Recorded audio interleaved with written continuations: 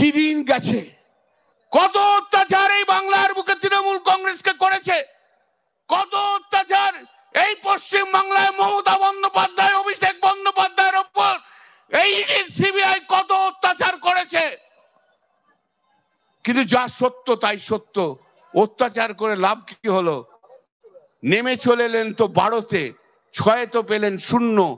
আগামী 2026 ও 30ও পেরোবেন না। এগিয়ে চলুন, একসঙ্গে লড়বো, আমরা একসঙ্গে লড়বো।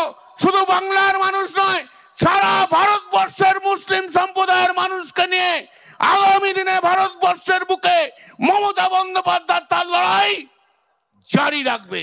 কলকাতা হাইকোর্টে একজন প্রাক্তন বিচারপতি যিনি এই মামলা শুনছেন, তাই তিনি ইডি সিবিআই কে চাপ দিয়েছিল যারা অ্যারেস্ট হয়েছে তাদের মুখ থেকে পশ্চিমবঙ্গ তৃণমূল কংগ্রেসের 1 নম্বর এবং 2 নম্বর ব্যক্তির নাম বলে দাও, তাহলে তাদের ছেড়ে দেবে।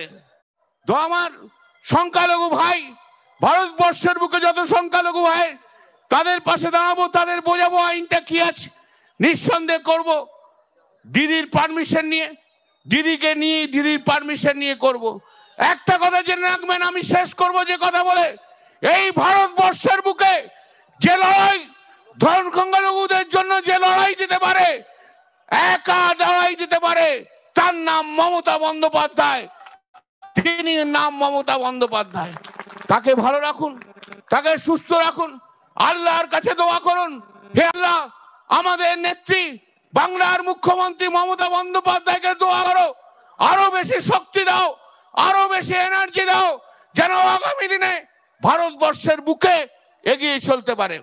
হয়তো শেষ করে দিচ্ছিলাম, হঠাৎ একটা কথা মনে গেল, যদিও এটা ওয়াকআপ নিয়ে সংক্রান্ত নয়, তবু যেহেতু আজকে অনেকদিন পর কলকাতার বুকে মানুষের কাছে এসছি, তাই আমি আপনাদের কাছে বলে যাই, প্রেস আপনারাও নিতে পারেন।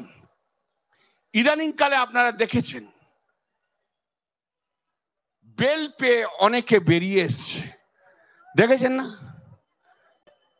যাদেরকে ইডি সিবিআই 2 বছর, 2.5 বছর, 3 বছর আটকে রেখেছিল।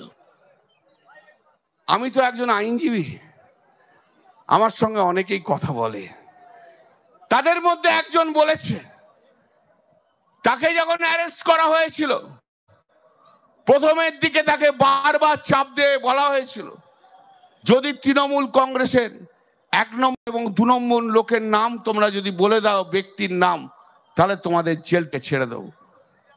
তারা কিন্তু মাথা নোয়ায়নি।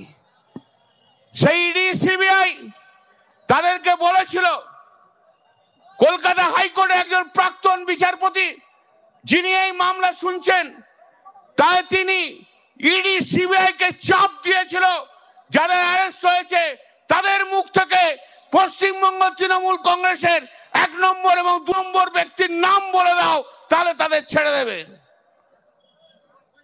কি দিন গেছে, কত অত্যাচার, কত অত্যাচার এই বাংলার বুকে তৃণমূল কংগ্রেসকে করেছে, কত অত্যাচার এই পশ্চিম বাংলায় মমতা বন্দ্যোপাধ্যায় অভিষেক বন্দ্যোপাধ্যায়ের উপর এই সিবিআই কত অত্যাচার করেছে।